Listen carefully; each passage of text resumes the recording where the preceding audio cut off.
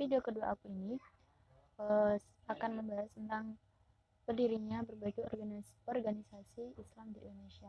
Nah, video ini sama seperti video yang tadi baru aku upload, yaitu tentang materi tentang studi Islam di Indonesia, sama dan juga sama tugas UAS dari Lulu Hamzah. Nah, kali ini aku mau bahas tentang berdirinya berbagai organisasi Islam di Indonesia. Nah, yang pertama adalah sejarah berdirinya organisasi Islam di Indonesia. Nah, yang pertama adalah Nahdlatul Ulama atau sering disebut NU. Organisasi ini organisasi Nahdlatul Ulama ini biasanya disingkat dengan NU, seperti itu. NU ini merupakan organisasi yang didirikan oleh para ulama di kota Surabaya. Kata Nahdlatul Ulama sendiri mempunyai arti kebangkitan atau kebangkitan ulama atau kebangkitan cendekiawan Islam. Nah, seperti itu. Nah, kelahiran Nahdlatul Ulama sebagai organisasi yang tak bisa dilepaskan dari dua organisasi yang sama, yaitu dari Surabaya. Nah, organisasinya yaitu Nahdlatul Wathon yang berdiri pada 1914, dan yang kedua adalah Taswirul Afkar yang berdiri pada tahun 1918. Nah, kedua organisasi ini berdiri di Surabaya kan. Nah, Nahdlatul Wathon mempunyai arti kebangkitan tanah air yang merupakan organisasi aktif di bidang pendidikan dan dakwah. Sementara itu, Taswirul Afkar kebangkitan pemikiran. Lebih kecenderungnya ke sosial.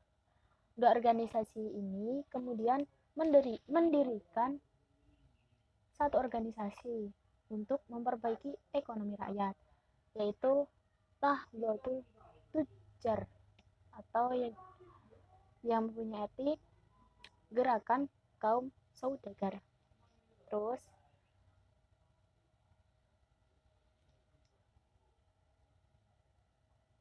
karena munculnya dengan berbagai organisasi yang bersifat aktif, maka diputuskan untuk membuat organisasi yang lebih mencakup semua bidang dan lebih sistematis.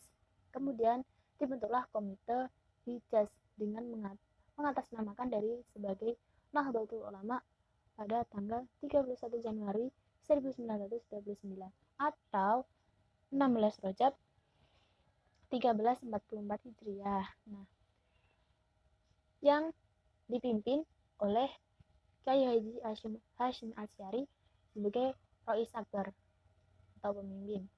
Nah, sementara satu tokoh lain yang cukup berperan adalah Kyai Haji Wahab Hasbullah sebagai sekretaris. Nah, didirikannya organisasi ini atau Nahdlatul Ulama bertujuan untuk melestarikan serta mengamalkan ajaran Ahlus Sunnah wal Jamaah yang menganut salah satu dari 4 imam besar, yaitu Hambali, Syafi'i, Maliki, dan Hanafi, untuk menegaskan prinsip dasar organisasi NU yang dipimpin oleh Kyai Haji Hashim Asy'ari yang merumuskan kitab Penul Asasi dan kitab I'tiqad Ahlus Sunnah wal Jamaah. Nah, kedua kitab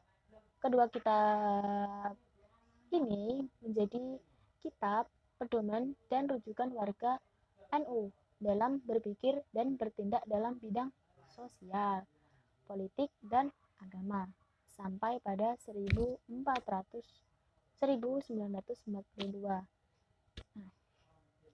Nahdlatul Ulama sendiri sudah tersebar sebanyak 120 cabang yang ada di Pulau Jawa.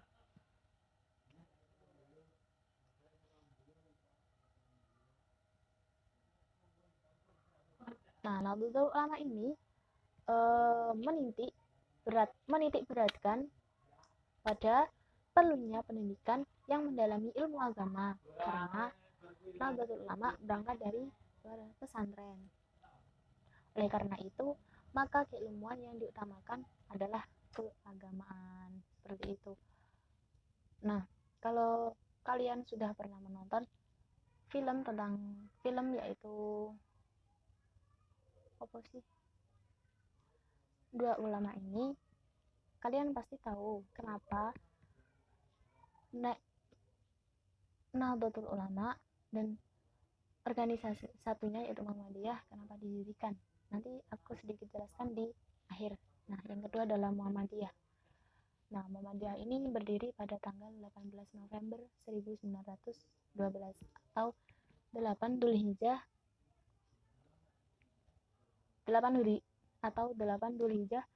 1330 Hijriah. Nah, tepatnya di kampung Kauman yang berada di kota Yogyakarta.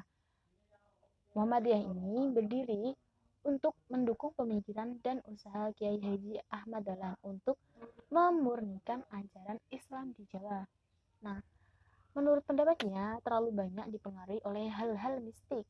Nama Muhammadiyah sebenarnya diusulkan oleh sahabat Kiai Haji Ahmad Dahlan yang bernama Muhammad Sangitu. Dia adalah tokoh pembaruan yang akhirnya berposisi sebagai penghulu keraton Yogyakarta. Tujuan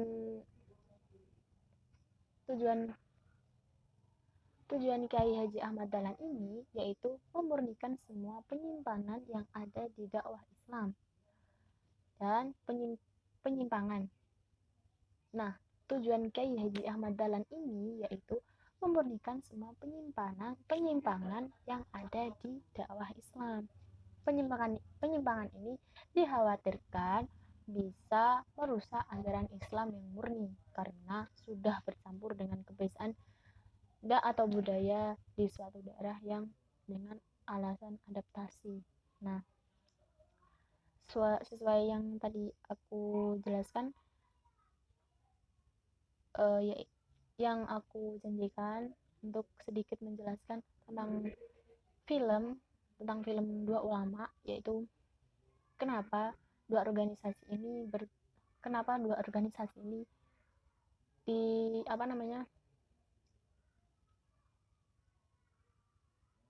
didirikan di Indonesia.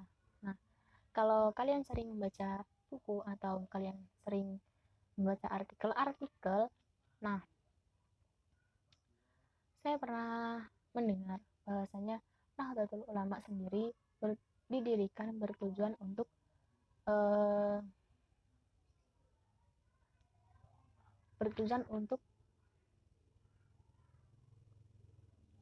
gak gitu sih, maksudnya tuh dulu itu di kota di Arab bahwasanya makam makam Rasulullah mau dipindahkan kemana gitu, aku lupa. Nah, kita sebagai umat Islam tidak terima kan bahwasanya makamnya mau dipindah. Nah, dari beberapa negara mewakilkan kayak ulama-ulamanya untuk ke Arab dan menolak bahwasanya pemindahan makam Rasulullah.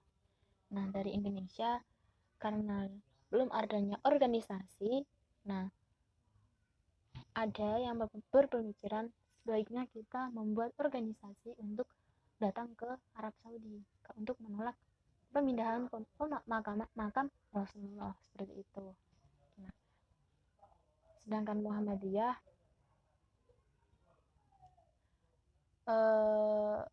yang sedikit saya pahami, Muhammadiyah itu didirikan karena di Yogyakarta sudah bercampur dengan sedikit budaya-budaya dari luar, kayak tadi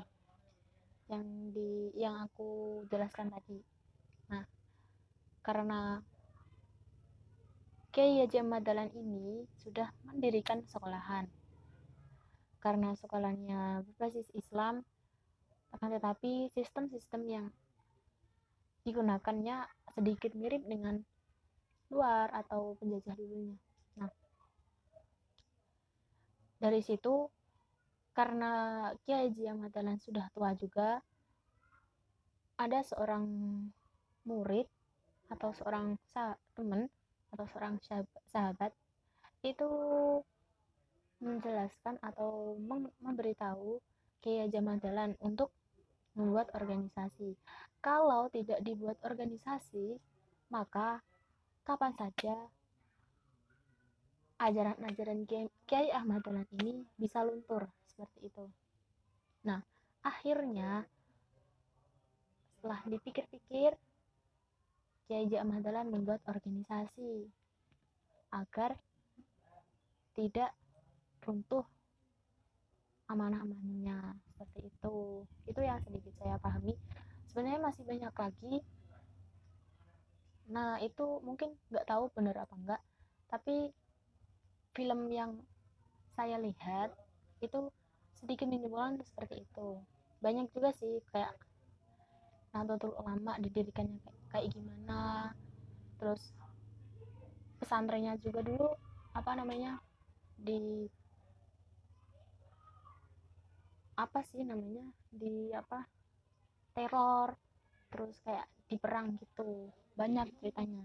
Dengan Muhammadiyah juga sama. Kalau kalian kepo, kalian nonton aja filmnya dua ulama ini agar kalian juga paham. Oke, terima kasih. Sekian video aku, semoga bermanfaat. Kalau kalian mendengarkan dengan baik, kalau kalian bisa menerapkannya, insya Allah video ini bermanfaat buat kalian. Terima kasih. Wassalamualaikum warahmatullahi wabarakatuh.